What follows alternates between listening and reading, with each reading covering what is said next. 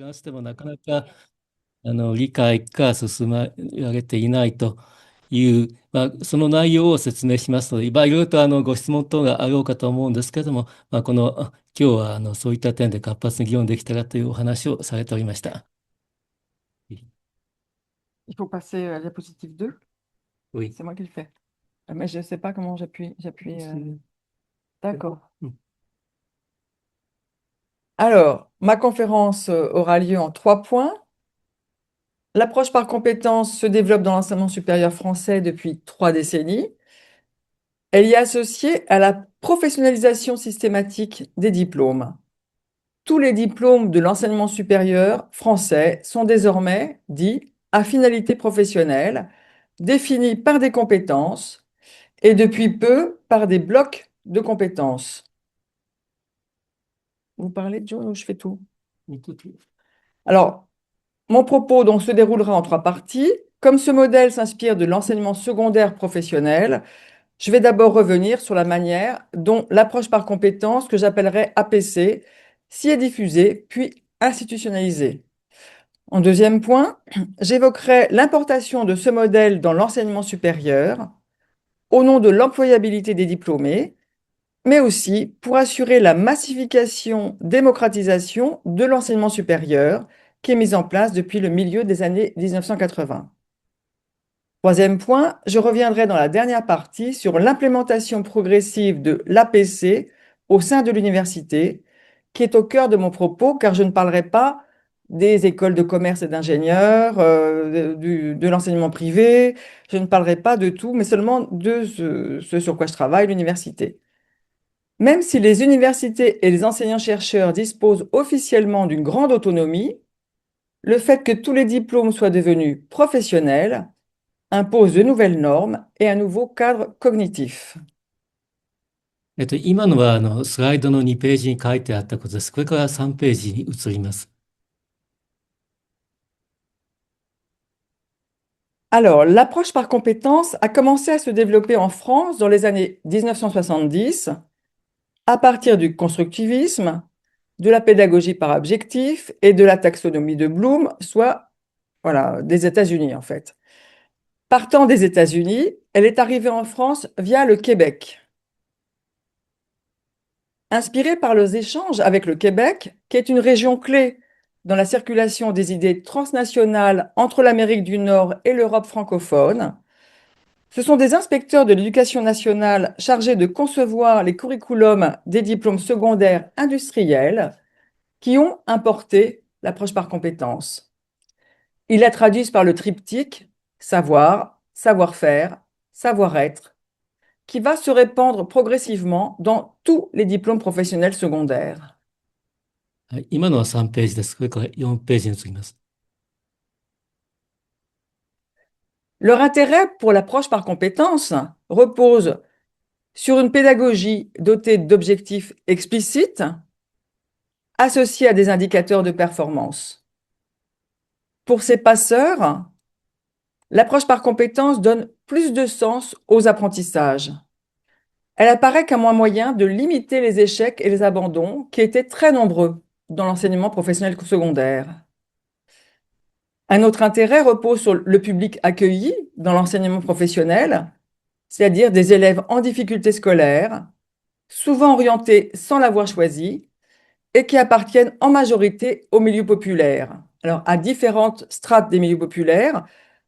des couches plutôt moyennes aux classes très pauvres avec beaucoup d'enfants d'immigrés. Un autre intérêt repose sur les promesses de l'approche par compétences pour mieux corréler formation et emploi, sachant que les élèves inscrits dans l'enseignement professionnel préparent alors en 2 ans des diplômes qui mènent principalement à des emplois d'ouvriers, d'employés, d'artisans et de techniciens. Même si la notion de compétence reste floue, et c'est toujours vrai aujourd'hui, une définition consensuelle se diffuse. Il s'agit de savoir mobiliser les ressources disponibles, internes et externes, pour agir efficacement en situation. Ce modèle se diffuse à bas bruit avant de s'imposer en 1985. En 1985, Un objectif éducatif très ambitieux est promu par le gouvernement socialiste qui est en poste, conduire 80% d'une classe d'âge au baccalauréat en 2000, alors que ce taux n'est que de 30%. C'est donc un énorme effort qu'il va falloir conduire. Il s'agit à la fois de généraliser l'accès au baccalauréat et de démocratiser l'enseignement supérieur, dont le baccalauréat est le diplôme d'entrée. Il n'y a pas de sélection à l'entrée à l'université. Un second objectif sera ajouté en 1989, mener 100% d'une classe d'âge à un diplôme au moins. Cette politique est très controversée. Et là, je vais demander à June d'intervenir. Elle est considérée comme démagogique. C'est un raisonnement par les chiffres. Elle est censée détruire le baccalauréat. Donc, en fait, elle ne suscite pas l'approbation générale. Vous traduisez déjà, June? Non. D'accord. OK. Néanmoins, elle est officiellement justifiée par le souci d'une société plus juste et plus égalitaire et par le souci de répondre aux besoins de l'économie. Besoins de l'économie qui ont changé puisqu'on est dans une économie des services, de moins en moins industrielle, et qui a besoin d'innovation. Cette politique intervient aussi pour affronter la forte récession économique qui touche la France et pour résorber le chômage des jeunes qui sortent du système éducatif. Quand ils sont en formation, ils ne sont pas sur le marché du travail et ça limite le chômage. Donc, augmenter le niveau d'éducation et le nombre des diplômés constitue, aux yeux du gouvernement, une solution à la fois politique et pragmatique. 今の話の中に若干付け加わったことがあったんですけども、ここの、スライド4ページの話というのは、高等教育の大衆化、政府によるとこれは民主化でもあるんですけれども、その中で、その一環で、例えばバカロレアは80%に取らせると。で、バカロレアを取ると大学というのは進学できます。つまり、試験がありませんので、進学できるわけで、高等教育の拡大につながるんですね。しかしながらその80%というのは、これはいろいろと裏に、隠し事っていうか、政府が実際にストレートに言わないことがあって、これを彼女はデマゴジックという形で、つまり、嘘が入っているような、そういった政策であったというお話をしていました。Créée en 1985 pour répondre aux objectifs de la politique éducative, cette politique très ambitieuse qui veut élever le niveau d'éducation, le baccalauréat professionnel est un vecteur de généralisation des référentiels et des compétences. Depuis, chaque diplôme est associé à un référentiel d'activité professionnelle qui présente les emplois visés et les contextes de l'exercice professionnel, mais aussi un référentiel de certification qui liste les capacités et les compétences à atteindre. Ces deux référentiels sont rassemblés dans un même document. Comme les diplômes professionnels du secondaire s'adressent à différents types de publics et pas seulement à des élèves, tout ce qui évoque la formation et les élèves est exclu de ces référentiels. Ils exposent des listes parfois très longues de compétences assorties de savoirs associés. Ces savoirs associés sont les savoirs généraux qui sont indispensables à l'exercice professionnel, donc sans lesquels on ne peut pas faire son travail. Et bien sûr, des indicateurs de performance précisent les résultats attendus. Comme l'a montré Lucie Tanguy, c'est une grande sociologue française, l'enseignement professionnel secondaire constitue un laboratoire d'expérimentation qui se diffuse ensuite dans d'autres segments du système d'enseignement, et en l'occurrence dans l'enseignement supérieur. 5ページは読んで書かれている通りでした。これから6ページ入ります。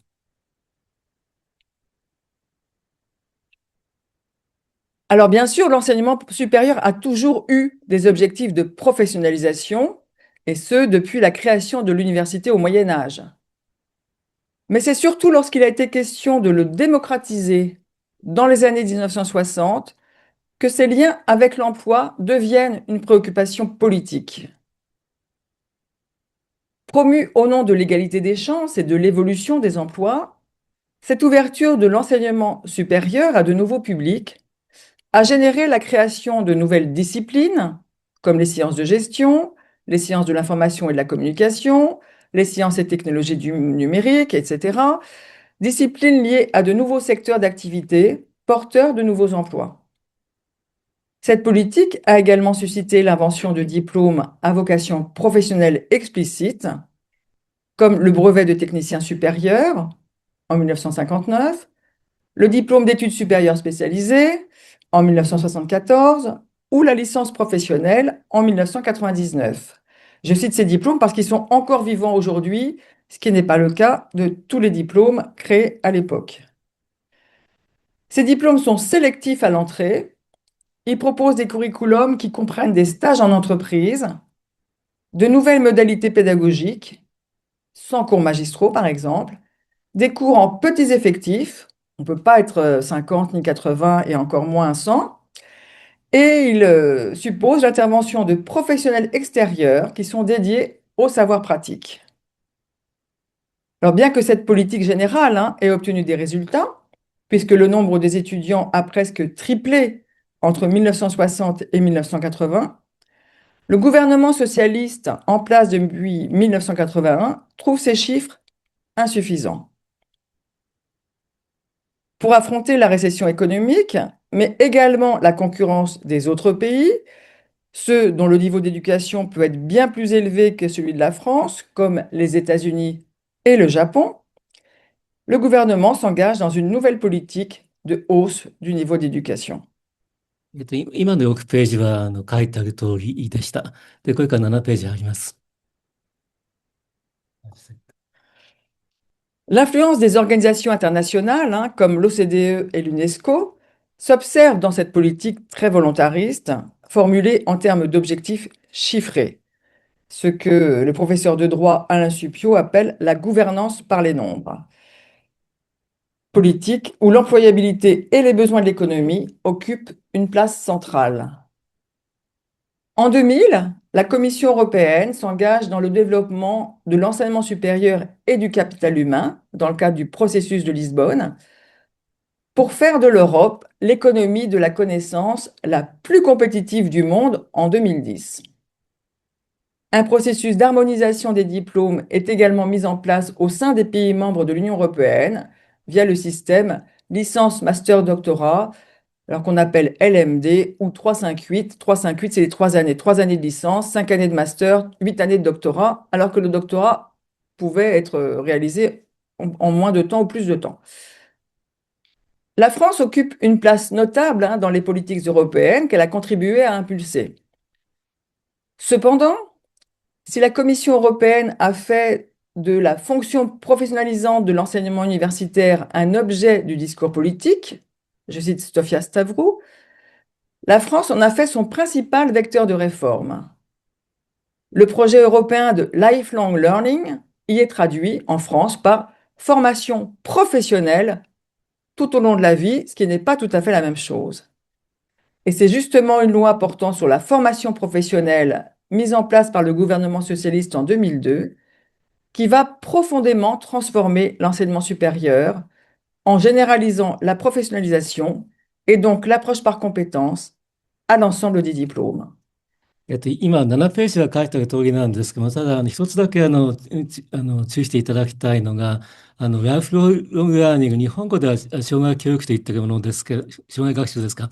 で、これがフランスでは職業って言葉が入ってるんで、そこが意訳というか、わざと意味を変え、っていうか、若干ここですれ違いがすれ違いで入れ替えがあるんですね。こういった形でフランス政府というのは、職業教育化、在学教育全般、それ以外についても、職業に対応するといった教育を普及してきたということを強調しておりました。Alors, elle s'appelle la loi de modernisation sociale, donc elle est très ambitieuse, de 2002, propose deux dispositifs originaux assez complexes. Le répertoire national des certifications professionnelles, que j'appellerais RNCP, et la procédure de validation des acquis de l'expérience, la VAE. Alors, le RNCP est chargé d'enregistrer tous les diplômes, titres et certificats à finalité professionnelle reconnus par l'État. L'obtention du label de l'État est une garantie de leur qualité. Les diplômes des ministères qui sont accrédités sont enregistrés de droit. Mais les certifications qui viennent d'organismes privés doivent passer par une commission, répondre à des exigences et passer par une commission pour être intégrées dans le RNCP. Le terme certification, et pas formation, hein, englobe toutes les formes certificatives existantes. Le RNCP, c'est un choix politique, hein, mais à égalité les diplômes des ministères et les titres délivrés par des branches professionnelles, comme les certificats de branche professionnelle, ou par des organismes de formation privés. La loi tente de réguler un marché en pleine expansion sous l'effet de l'injonction au diplôme. L'objectif est de rendre accessible l'offre de certification qui est énorme. Il y a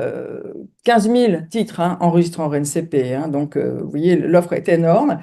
et elle veut la rendre accessible grâce à un site dédié afin de permettre à toutes les personnes qui veulent obtenir une certification de disposer d'informations fiables et de les comparer sur le mode du benchmarking. Le RNCP adopte le cadre européen des certifications, qui est la traduction française de European Qualification Framework, depuis 2012. Mais le RNCP va du niveau 3 à 8, alors que EQF va de 1 à 8. Donc si vous avez une question, j'y répondrai. Et c'est une commission spécifique, la Commission nationale de la certification professionnelle, qui gère le RNCP. C'est une commission paritaire dans laquelle siègent des organisations syndicales, des représentants des organisations patronales, des experts. C'est cette commission qui homologue les certifications des organismes qui réclament leur inscription, enfin l'inscription de leur certification au RNCP. Comme cette inscription dure 5 ans, les certifications doivent être révisées tous les 5 ans. Elles doivent être présentées dans des fiches de 4-5 pages où figure l'intitulé du diplôme, l'organisme qui le délivre, le niveau du diplôme. Alors, le niveau, c'est celui du cadre européen des certifications, de EQF, la liste des emplois ciblés et un résumé du référentiel d'emploi, la liste des compétences à acquérir, un descriptif des compétences du diplôme et les taux d'insertion des diplômés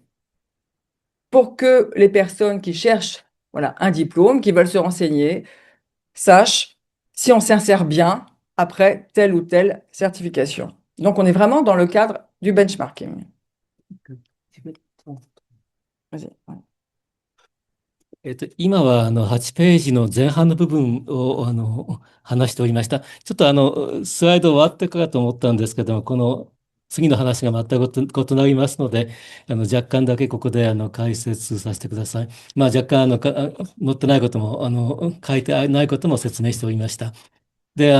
ここで、前半で話したのは、日本語では全国資格総覧といった、LNCP ですか、英語式に発音すると、この仕組みについてお話をしてたんですけども、これは職業資格を基本的にすべて国が、ある程度の、水準に達しているものについて掲載して、これを見て雇用者の方があの候補、採用候補になった人たちが、各近々の資格を持っていると、こういった能力を持っているというのが分かるための資料なんですね。で、ある時からこれ、大学の免状、つまり学位に関する資格をすべてここに登録することにしました。国が認証する学位、日本でいうと学士とか博士と、修士と博士と、これ全部ここの職業資格総覧に載っけることにしたということを、今説明していたんですけども、基本的にただこれ自体が職業資格なんですね。で、しかも大学の学位と、いろんな職業関係の団体等が出す資格を、これ同じように並べて、ここで全ての企業を採用したい人たちが、企業のとして人事担当者等になるんですけども、これを参照して、どういった類の資格かということを確認できるといったものです。で、そこに大学がすべて学位プログラムを、この資格をすべて登録することになったというお話をしておりました。Alors, un autre dispositif qui a été expérimenté dans l'enseignement professionnel voit le jour, la validation des acquis de l'expérience. Cette validation des acquis de l'expérience permet d'obtenir un diplôme jusqu'au doctorat, hein. Donc du plus petit diplôme jusqu'au doctorat, un diplôme ou un titre privé, hein, sans passer par la formation formelle, et elle dispense d'examen. Donc il n'y a pas de formation obligatoire, pas d'examen obligatoire.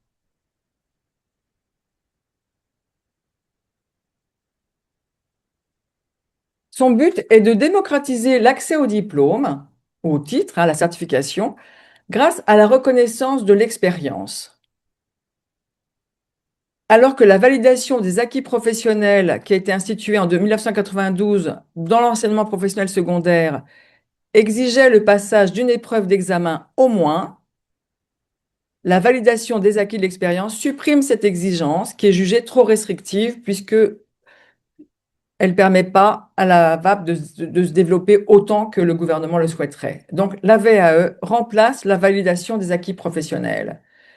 Et la VAE doit être appliquée par l'ensemble des certifications qui sont inscrites dans le RNCP, c'est la loi. Avec ce dispositif de validation des acquis de l'expérience, le gouvernement veut compenser les inégalités entre les générations, qui n'ont cessé de se creuser sous l'effet de la hausse du niveau d'éducation. Il veut aussi réparer les inégalités produites par le système éducatif et permettre la reconnaissance des compétences acquises par le travail et leur donner une équivalence avec un diplôme d'État.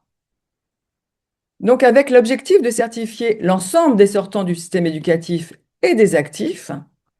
donc des personnes qui travaillent,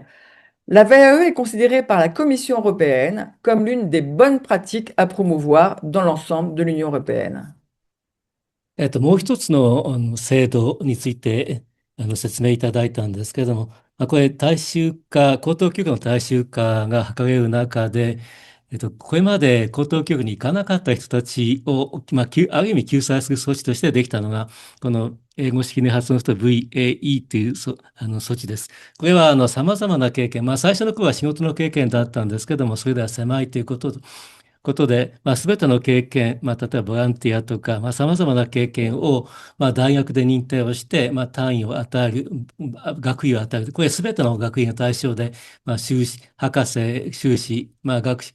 すべての学位が対象にされています。これを大学で判定をして、申請者から出てきた書類とか、あるいは、もうそれをチェックをして、で、面接等を行って、その能力があるかということを確認をして、あると判断したときには、学位、あるいは単位を出すといった仕組みです。で、当初のVAP といったこれ職業資格だけだった頃っていうのは、試験を貸してたんですけども、試験をこれも廃止されてしまって、今では幅広くこの学位を認める仕組みになっています。9ページですね、次が。8ページですか。すいません。Ouais. La vite, je ne l'ai pas. Voilà. それ9ページ、9ページです。Dans la mesure, alors, dans la mesure où les diplômes du ministère de l'enseignement supérieur n'étaient pas tous dédiés à des métiers précis, en sociologie, en lettres, en littérature, en langue, voilà, il y avait des tas de diplômes qui n'étaient pas promis à exercer telle ou telle profession, et qu'en plus ils formaient peu d'étudiants en formation continue. Ce ministère n'avait pas l'obligation de les inscrire dans leur NCP. La question se pose donc, pourquoi les responsables de ce ministère et pourquoi ce gouvernement ont-ils décidé d'appliquer la loi de 2002, de professionnaliser explicitement tous les diplômes de l'enseignement supérieur et de les soumettre aux exigences du RNCP? C'est une question qui se pose. Les chercheurs spécialistes des comparaisons européennes estiment que la France a fait un choix adéquationniste, différent de celui adopté par d'autres pays de l'Union européenne. Ce serait un choix idéologique soumis à une conception économique de l'éducation. Les raisons affichées par les responsables politiques français invoquent en effet la nécessité de rapprocher l'enseignement supérieur du monde du travail pour mieux garantir l'insertion des diplômés, mais aussi de rendre les diplômes plus transparents en présentant clairement leurs objectifs et leurs cibles professionnelles. Parce que c'est vrai que quand, par exemple, moi j'ai fait mes études de sociologie, je ne savais pas du tout ce qu'il y avait dans la licence de sociologie, ni à quoi menait la sociologie en termes d'emploi, mais à l'époque, ce n'était pas un sujet de préoccupation. 今のは9ページでしたけど、先ほど、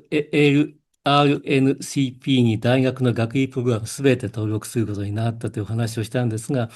それについては当然疑問が出るということで、これはフランスにおいては、適合主義っていうんですか、アデクアショニストといった職業教育と職業を対比させてるといった仕組みです。すべての職業に必要なコンピテンシーを認定をして、そこのコンピテンシーをすべて教育に盛り込んで、で、そこの、つまり、職業と大学教育が、整合性が取れるという仕組みをとって、フランスの独特の政策と言われています。で、他のヨーロッパ諸国というのは必ずしもそういった適合主義を取らなかったんですけども、フランスを取ったと。で、彼女が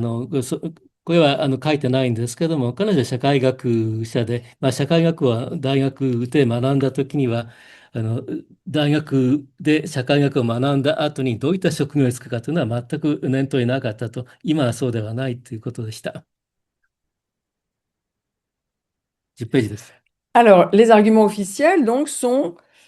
l'emploi. Donc, un modèle professionnaliste, adéquationniste, officiellement. Mais d'autres registres de justification peuvent être proposés, et c'est ce qu'ont fait les chercheurs. Pour plusieurs chercheurs, il s'agissait en fait de limiter l'échec à l'université, qui était très important et qui a soudain été considéré comme un problème public, ce qui n'était pas à mon époque, hein. Il s'agissait aussi donc d'augmenter le nombre des sortants diplômés grâce à la professionnalisation et à l'approche par compétences. Il s'agissait aussi d'abolir la distinction entre filières professionnalisantes sélectives et filières généralistes ouvertes, et sans augmenter les frais d'inscription, qui sont très faibles à l'université parce que les filières professionnalisantes imposaient des frais plus élevés. Et puis, il s'agissait aussi d'atteindre un certain pourcentage de titulaires d'une licence ou d'un master, donc des objectifs chiffrés comme 50% d'une classe d'âge à la licence sous François Hollande. Voilà, donc ce n'est pas tout à fait les mêmes arguments. Professionnalisation et démocratisation sont désormais associées dans les discours officiels. La professionnalisation doit générer la démocratisation. Alors néanmoins, les chercheurs se divisent sur la qualité des liens entre ces deux concepts. Pour certains, comme José Rose, qui est un spécialiste des relations formation-emploi, la professionnalisation de l'université est le meilleur moyen de permettre aux jeunes des milieux populaires de réussir leur parcours. C'est un élément fondamental de la démocratisation de l'enseignement supérieur. Mais lui, il met en garde contre l'adéquationnisme. Il dit surtout, il ne faut pas être adéquationniste. Pour d'autres chercheurs, la professionnalisation génère de nouvelles inégalités, et ces ambitions de démocratisation ne sont qu'un faux semblant, un leurre. Pour eux, cette professionnalisation produit une diversification de l'offre de formation et des parcours étudiants, ce qui accentue les inégalités et la segmentation de l'enseignement supérieur, donc elle le rend encore moins facile à comprendre. C'est à cette injonction à la professionnalisation que les chercheurs français se sont le plus souvent intéressés, en raison des ruptures qu'elle produit, puisqu'il s'agit de privilégier des savoirs utiles et, sans doute, peut-être, enfin, on peut en discuter, d'éliminer les disciplines les moins corrélées aux exigences de la compétition économique, avec des questions ouvertes sur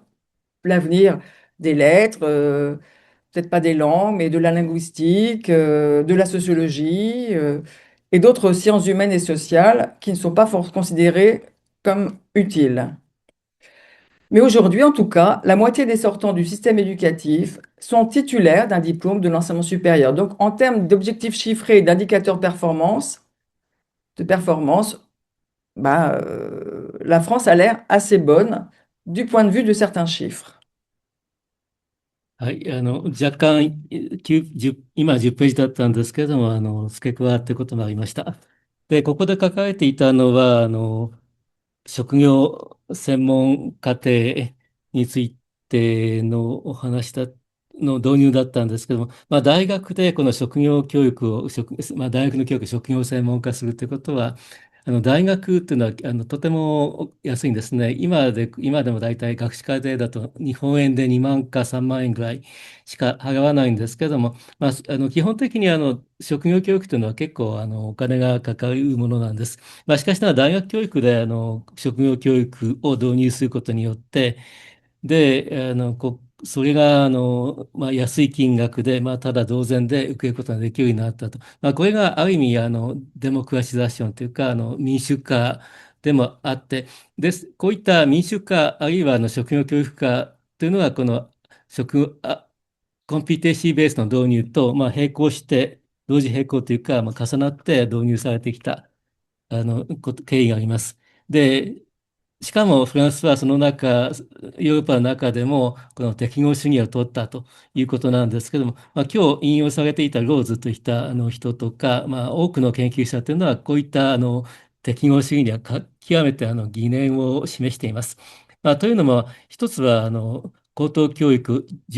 学習者の間にこの不平等を生じたり、あるいは分断を生じるということ。で、特に実際は社会のこの経済的な競争とか、そういったものを打ち勝つためには、必ずしもこの専門的な職業教育ばかりではなくて、そうではないあの、一般教育とかそういった類の教育も必要なのに、そういった教育を受ける機会がなくなってしまった人たちがいると。で、そういった人たちが必ずしも競争に勝てる、少なくとも競争に立ち向かう中心的な人物になるのは困難であるんじゃないかといった、さまざまな疑問が生じているわけです。で、特に人文社会主義の教育、これを職業教育化することというのはかなりそういった点で問題点があるということも指摘されております。で、こういった形でフランスは高等教育の拡大を図ってきたんですけれども、確かに他の国と比べても全然高等教育の進学率というのは遜色なく、上がっていって、日本も大体6割ぐらいなので、フランスも同じ程度あります。ということで、先進国、平均はあとにかく少ないということはないんですが、実態としてはかなり問題点も抱えているというお話をしていたところです。Alors, peu à peu, les compétences ont envahi l'espace de l'éducation et de la formation, comme celui du travail. Dans l'enseignement supérieur, cependant, et surtout dans les universités, qui sont au cœur de mon propos, ces compétences ne sont pas toujours visibles, soit parce que les enseignants-chercheurs ne sont pas favorables à l'approche par compétences, soit parce qu'ils méconnaissent cette approche à laquelle personne ne les a jamais formés. Il y a donc des résistances et des difficultés au sein de la communauté universitaire. L'offre de formation universitaire est régie par les universités. Les diplômes sont conçus localement, dans le respect, évidemment, du cadre national des formations, et ils sont soumis à une procédure d'accréditation. Mais c'est au niveau local qu'ils sont conçus. Ce sont les enseignants-chercheurs qui élaborent les diplômes, leur contenu, leur finalité et leurs modalités d'évaluation. C'est donc aux enseignants-chercheurs que revient l'élaboration des fiches RNCP, revu tous les 5 ans, sachant que l'on compte aujourd'hui 8000 parcours de master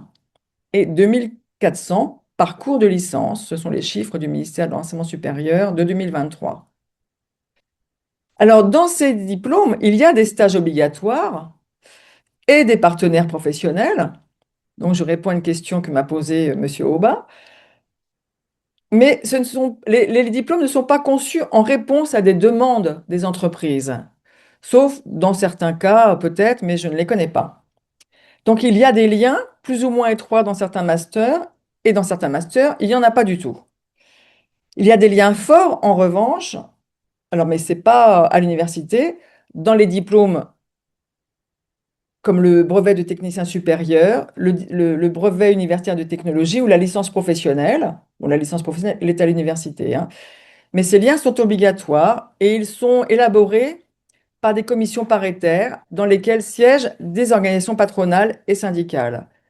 Ce n'est pas le cas pour les diplômes universitaires, hors licence professionnelle. Alors, il est possible hein, d'élaborer un master pour répondre à des demandes d'entreprise, mais cela supposerait, enfin, ça suppose des enquêtes, des négociations, etc. Et je n'en connais pas personnellement près de moi. Par ailleurs, le temps que dure la création de la formation, le temps que dure le temps de formation, une demande d'entreprise peut devenir obsolète. Donc, elle n'a plus cours au moment où les jeunes sortent du système éducatif. Et je peux vous dire que ça se passe très souvent pour les diplômes professionnels du secondaire. Je vais juste citer le master Mediascole, sur lesquels, enfin, qui est un master que j'ai contribué à créer et que j'ai dirigé. C'est un master pour la médiation culturelle qui avait été, alors pas réclamé, hein, mais mes collègues qui travaillent beaucoup sur la culture, ils travaillent avec le Centre Beaubourg, avec des musées, et ces musées, le Centre Beaubourg, des collectivités territoriales, leur avaient signalé que quand même on manquait en France de médiateurs culturels. Donc mes collègues ont eu l'idée de créer un master de médiation culturelle. Ils ont pris des partenaires, hein, bah, le Centre Beaubourg, collectivité territoriale, et c'est dans le mémoire, en fait, dans le mémoire de master, qu'il y a des liens dans les missions avec ces partenaires qui dirigent, hein, enfin qui dirigent pas, qui organisent les stages. Mais en fait, il n'y a pas d'obligation pour ces partenaires de recruter ces jeunes. Et il s'avère que entre le moment, il y a 6 ans, où on a créé le master et aujourd'hui, la culture est très mal en point en France. Il n'y a plus de budget. Le Centre Beaubourg a licencié des tas de personnel et puisqu'il a un problème enfin, d'amiantage, etc. Donc, tous les partenaires que nous avions dans ce master, en fait, ont des problèmes de financement et donc ne recrutent pas. Ce qui montre que l'adéquationnisme est quand même une illusion si jamais il fallait le rappeler. 今、11ページなんですけども、全く書かれてないこといくつか説明されておりました。で、先ほど説明したように、この適合主義については、あるいはこのコンピューテーションアプローチでいろいろと批判があるんですけども、特に仮に適合主義といって採用するんでしたら、企業、あるいはその団体と、高等教育機関が一緒になってプログラムを作らないと、適当なプログラムができないというのは当然想像できるわけです。実際これ大学以外の、例えば職業教育を専門とする、英語式で言うと BTS といった、高等学校に付設されている、職業教育課程では、そういったことが実際行われていて、大学水準の学士水準でも、職業学士では、こういった、企業との連携というのは図られています。で、大学のその他の一般のプログラムでも、やろうと思えばできなくはないわけで、実際、私もいくつか例は知ってるんですけども、でも中には時折こういったプログラムを作った途端にもう古くなってしまうといった例もたびたび耳にします。で、これは中等教育でもよくある話で、私が身近で聞いた中では、修士としてこの文化メディアシオンですから、メディア関係の文化の関係の仕事、まあ例えばホールとか、あるいは文化ホールとかそういった類のところで仕事をする人たちのためのマスターを作った大学があったんですけども、まあ、これはボーブーフといった美術館ですかね。まあ、それと一緒になって作ったプログラムです。で、まあ、しかしながらこの作ったのはいいんですけど、確かにこれは採用予定側、まあ、企業側と一緒になって作ったプログラムで極めて需要に応じるはずだったんですけども、まあ、しかしながらこの企業側の方は別にこのプログラムが出たからといって、まあ、その修士を取った人を雇う義務がないわけですね。で、実際このプログラムから卒業生が出るときに、このボーボセンターですか、ここは予算が厳しくなってしまったんですね。まあ、この財政的にこれ公的な組織機関ですので、まあ、政府の、あるいは地方政府の、まあ、予算がなくなってしまったり、で、さらには、建物の建て替え、つまり、当時、石綿の問題があって、これ、世界的にこれを使っちゃいけないという時期にちょうど当たっていて、今これ撤去する工事が必要になったと。で、予算をそっちの方に回してしまったんで、新しい人を雇うどころか、むしろ今いる人も契約職員なんかはまあ採用しなくなってしまって、まあ、誰一人この新しいプログラムでマスターを取った人をまあ採用しなくなってしまったといったことがあったわけで、まあ、アデクバッション、適用主義といってもうまくいかない例というのはたくさんあります。Vous avez traduit ça du coup? Non, D'accord, d'accord. Donc, les enseignants-chercheurs, qui ont un statut particulier, hein, bénéficient d'une grande liberté académique. Ils sont recrutés par concours à partir de leur production scientifique. Ce sont donc les théories, les protocoles et les résultats de leurs travaux de recherche qu'ils sont supposés enseigner. Par ailleurs, jusqu'en 1917, n'importe quoi, jusqu'en 2017, ils ne recevaient aucune formation pédagogique. Cette formation pédagogique n'est devenue obligatoire qu'à partir de 2017 et pour les seuls maîtres de conférences nouvellement nommés. J'en ai jamais reçu, moi, par exemple, de formation pédagogique. Alors, joint à certaines résistances face à l'injonction à la professionnalisation et à l'approche par compétences, ces éléments contribuent à expliquer la lenteur avec laquelle les consignes officielles ont été appliquées. Mais cette lenteur vient aussi de la succession très rapide de lois et de réformes, dont plusieurs concernent la formation professionnelle en général et pas directement l'enseignement supérieur, et cela peut évidemment brouiller les messages. はい、今11ページの後半だったんですけども、まあ、そもそも大学教育というのは、こういったコンピテンシーベースとは関係なく、やはり学術業績で、まあ、採用されるというのは、日本と変わりありません。で、フランスでは、日本でいう FD、まあ、教授能力開発というのは非常に遅れていて、で、ほとんどなされていなかったんです。いました。されませんでした。で、まあ、2017年にようやく新任の准教授、まあ、准教授って書いてありますけど、日本ではその下のクラスは助教とか、まあ、講師とかあるんですけども、フランスは訳の問題です。これ、准教授が初職になります。正規の採用では。で、その正規に採用されて初めて採用された人にだけ、まあ、ようやく義務化されたということで、まあ、多くの教員というのは全くこの教授能力開発についてはそもそも研修すら受けていないと、私自身も全く受けたことはありませんと、経験全くゼロですという話を今されておりました。Alors, ce que je remarque quand même, c'est que les critiques persistent, mais néanmoins, on voit fleurir des propositions d'identification de nouvelles compétences. Même si c'est sur les limites de l'approche par compétences et sur la subordination des savoirs aux compétences que portent encore certaines critiques, le modèle compétence est devenu incontournable. Associé à la professionnalisation, il est présenté comme un moyen de donner plus de sens aux apprentissages, ce que j'ai évoqué tout à l'heure, grâce à des objectifs bien identifiés et à leur lien avec le monde du travail. Les discussions et les oppositions restent présentes, alors beaucoup plus en sciences humaines et sociales que dans d'autres disciplines, hein, mais ces oppositions sont progressivement remplacées par des propositions de nouvelles compétences dont la liste semble infinie. Par exemple, des compétences d'orientation, d'adaptation, de stage. On en voit plein, enfin moi j'en vois fleurir plein partout. L'examen de fiches de master publiées dans le RNCP, auquel j'ai procédé dans une recherche récente,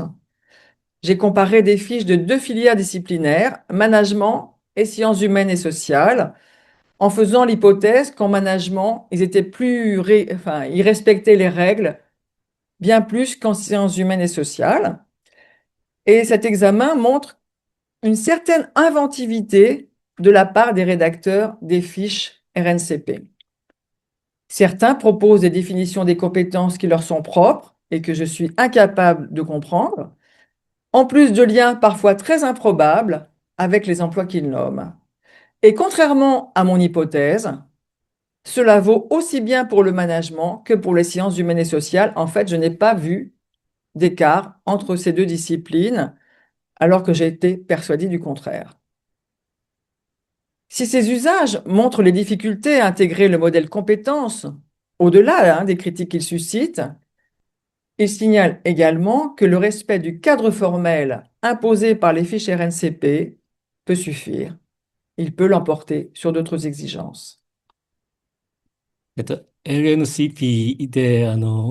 コンピテンシーの一覧を書くことになってるんですけども、だんだんと、こういったコンピテンシーの数というのが増えていって、で、こういう数が、アンフィニって言ってましたね。もう無制限になってしまっていると。こういった状態というのは、必ずしも例えば経営学の、研究なんかを見てると、必ずしもコンピテンシーばかり並べるのがいいわけじゃないと。で、実際私が見たいくつかのこの RNCP のこのコンピテンシーのリストを見ても、これが役に立つかどうかというのは全く思えないような場合もあるというお話をされていたところです。Alors, les diplômes, désormais, doivent être obligatoirement découpés en blocs de compétences depuis la loi de 2018 qui s'appelle Pour la liberté de choisir son avenir professionnel. Très joli titre, mais plein de promesses intenables. Alors, pour accélérer le rayonnement de l'approche par compétences, une nouvelle politique a vu le jour en passant une fois de plus par des lois portant sur la formation professionnelle, donc, et pas par des lois sur l'enseignement supérieur. Depuis la loi de 2014,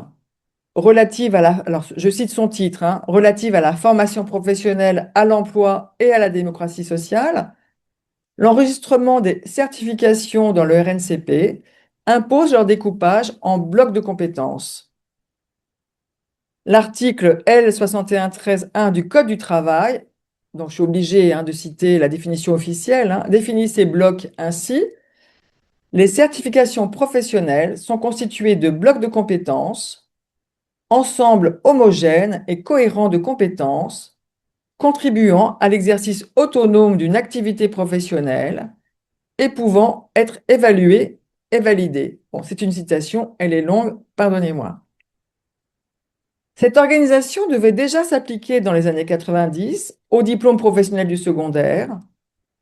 pour favoriser la mise en application de la validation des acquis professionnels, puisqu'on pouvait se candidater à une validation des acquis professionnels et n'en sortir qu'avec une unité, enfin un bloc ou deux blocs, mais on n'obtenait pas forcément le diplôme complet. Mais cette initiative avait été abandonnée, celle des blocs de compétences, non seulement en raison de sa complexité, mais aussi à cause des réticences manifestées par les concepteurs des diplômes professionnels, aussi bien ceux du ministère de l'Éducation nationale que les représentants des organisations patronales et syndicales. La question qui se sont posées, c'est un seul bloc de compétences peut-il vraiment donner accès à une activité professionnelle autonome? Les savoirs généraux ne doivent-ils exister et être définis qu'en tant que ressources pour l'action? Ils ont dit non. Donc les blocs de compétences n'ont pas été mis en œuvre à l'époque. Des spécialistes du travail se sont joints à leur critique, car ce dispositif leur paraissait peu adapté aux réalités de la formation, du travail et de l'emploi. Donc, moi, j'ai travaillé sur ce sujet avec des ergonomes, des sociologues et des psychologues du travail. Et pour eux, une activité professionnelle ne peut pas être et n'est pas un agrégat de tâches. C'est pourquoi ils s'opposent volontiers à l'approche par compétences, dont ils estiment qu'elle ne concerne que des tâches et pas de vraies activités professionnelles. Par ailleurs, une activité professionnelle, pour être performante, si on parle en termes de performance, eh bien, elle réclame des conditions de travail, des outils, des échanges, un collectif, une histoire, etc. Donc, il y a toute une définition d'Yves Clos qui est très intéressante. Mais on ne peut pas se contenter de compétences. Autrement dit, pour savoir agir en situation, encore faut-il disposer des moyens nécessaires, donc moyens humains, moyens cognitifs, mais moyens aussi matériels. Et par ailleurs, petite touche finale, selon les sciences de gestion, on n'évalue pas la compétence, on évalue seulement une performance dont on déduit la compétence. 今、12ページの後半だったんですけども、ここでは、一旦、コンピテンシーブロックというか、コンピテンシーの集まりを、当初、これは1990年の法律ですが、ここで一旦、構想されて、複雑すぎるというか、いろんな理由で、この時には法的されたんですけども、その後また復活してきたということを、報告した上で、しかしながら、こういった職業能力とは必ずしもコンピテンシーばっかりじゃなくて、それ以外の様々な、能力というのは必要であると。で、例えば、ここで最後に例で上がっていたのは、経営学ですか。そういったところでは必ずしもコンピテンシをずらーっと並べるのではなくて、あくまでもこれパフォーマンスで、これでもって、誘引されてきた、そこが導き出されたものをコンピテンシーと考えているという話をしておりました。13ページです。Alors, malgré les ambitions de la loi de 2014, hein, toutes ces réticences ont fait que les blocs de compétences ont rarement été mis en place. C'est donc pour accélérer le mouvement que la loi du 5 septembre 2018 pour la liberté de choisir son avenir professionnel les impose à son tour, tout en promouvant ce qu'elle appelle une nouvelle société des compétences. La pandémie de Covid-19 a ralenti cette mise en place qui se développe seulement depuis 2024. Pour aider les enseignants-chercheurs à concevoir ces blocs de compétences, le ministère de l'Enseignement supérieur a publié en 2025 un guide pratique qui s'appelle Articuler les logiques de certification et de formation. Il y est écrit, je cite, il s'agit d'un changement de paradigme. Passer d'une approche basée sur le contenu à une approche axée sur les compétences nécessite un changement de mentalité et de perspective pour les enseignants. Cela peut être difficile car cela remet en question les pratiques établies et demande une adaptation aux nouveaux concepts et méthodes pédagogiques. La question se pose, s'agit-il seulement d'une réforme des pratiques pédagogiques? 2014年の法律で、このブロック、コンピテンシーブロックというのは、これ導入するとは決まっていて、しかしながら、教員の抵抗というのは結構強くて、で、2018年の法律で、さらに、これを強化したわけです。しかしながら、当時、この直後に、コロナウイルスが広がってしまって、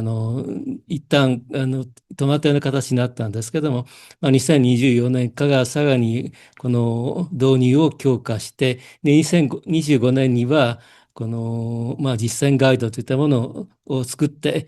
教員に強制するような形になっているわけです。で、そのガイドっていうのは、ある意味、このパラダイム変換というのを求めていて、で、教員の、考え方について、根本的から変えるといったことを求めているわけですけれども、しかしながら、マイオル先生の疑問としては、この単純に、このペダゴジー、教授法だけで済むかということを疑問に思っているというお話でした。Alors, c'est la fin, rassurez-vous. Alors en France, chaque épisode de massification de tel ou tel segment du système éducatif repose sur la création de nouveaux diplômes et de nouvelles filières dans le cadre de ce que Pierre Merle, le sociologue Pierre Merle, appelle une démocratisation ségrégative, c'est-à-dire il associe deux mots contradictoires, hein. Ce principe de cette démocratisation ségrégative a été appliqué par tous les gouvernements, de droite comme de gauche, et il explique la complexité du système éducatif français. La France rassemble aujourd'hui 3 millions d'étudiants. La massification a donc bien eu lieu. Donc, en termes de chiffres, on peut se dire, que je l'ai dit, comme je l'ai dit tout à l'heure, hein, la France, elle a l'air plutôt bien placée en termes d'enseignement supérieur, de démocratisation du bac, d'enseignement supérieur, etc. C'est l'université qui accueille le public socialement le plus mixte, mais sa part baisse dans l'enseignement supérieur, puisqu'elle n'accueille plus que 54% des étudiants en 2025, alors qu'elle a été majoritaire jusqu'à il y a peu de temps. 27% des étudiants sont aujourd'hui dans le privé, contre 20% en 2020. On voit que cette évolution est très rapide et récente. Pour conclure, il me semble que c'est un gouvernement par les instruments que la France a adoptés pour transformer son système d'enseignement supérieur. Et en l'occurrence, les instruments sont ici les diplômes professionnels, la professionnalisation systématique des diplômes. Le fait qu'ils puissent être recomposés en permanence au nom des besoins de l'économie et de l'emploi fait des diplômes professionnels des instruments d'action publique à la fois souples et très efficaces. Avec un argument d'autorité, dès lors qu'on en appelle à l'emploi, les parents, les étudiants trouvent que c'est une bonne idée, donc ils sont plutôt pour la professionnalisation. Mais ce qui se dessine, c'est un nouvel avenir pour l'enseignement supérieur français, hein, avec cette professionnalisation systématique et l'approche par compétences, et de nouvelles questions qui s'ouvrent. Voilà, je vous remercie. 今最後のページだったんですけども、フランスのこういった職業教育化、これはコンピテンシーベース教育の導入と教授法と重なるんですけども、これは政府の中で、時々政府権が変わって右翼だったり左翼だったりするんですけども、それに関係なく導入が進められてきました。で、今現在フランスでは300万人の学生がいて、そういった意味でちなみにフランスの人口というのは大体7000万ぐらいですけど、日本より少ないです。で、日本の大学生の数とほぼ同じぐらいいるわけで、そういった意味で大衆化が進められているんですけども、ただかつては大学がこの大半を受け入れていたんですけども、今では54%しか過ぎないと。で、その他については、ここに書いてはおりませんけれども、現在は26%が私立に通っていて、その他の学校も、増えてきたということで、大学がその中心化が次第に蹴落とされつつあるという話をしております。ちなみにフランスの大学っていうのは全て国立です。ですから私立の大学は全く存在しないんですけども、無償である、ほぼ無償である大学が、こういった、中心であったのがそうではなくなったということで、随分と、地位を下げてきているところが、ものがあります。で、こういった職業教育科、職業専門家については、あの、職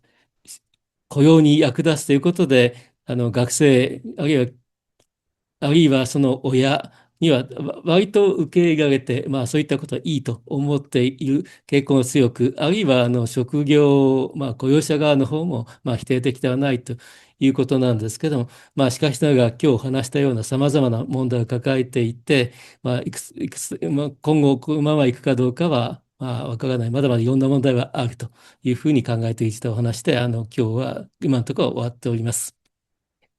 Merci beaucoup, Ariane.